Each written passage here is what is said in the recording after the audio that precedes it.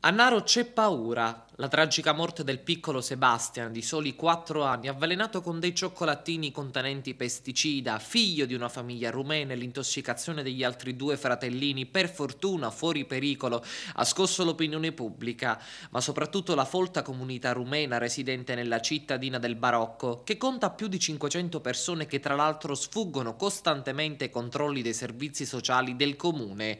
La tragedia non sembra lasciare ampi margini di dubbio. Chi ha messo il veleno nei cioccolatini, ma forse anche nel vino e nelle arance, voleva sterminare l'intero nucleo familiare di rumeni residenti nel comprensorio narese.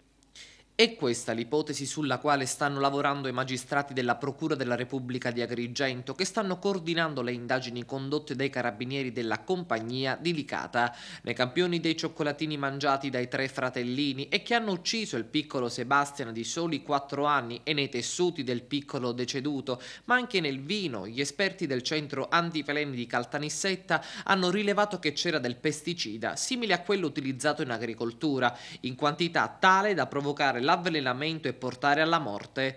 Tutto lascia pensare che l'autore del diabolico gesto volesse avvelenare l'intero nucleo familiare. I carabinieri ora stanno tentando di scoprire chi ha lasciato quella busta di pesticida che lo scorso 8 marzo ha appeso alla porta d'ingresso dell'abitazione rumena, e soprattutto il perché, il vero movente dell'attentato.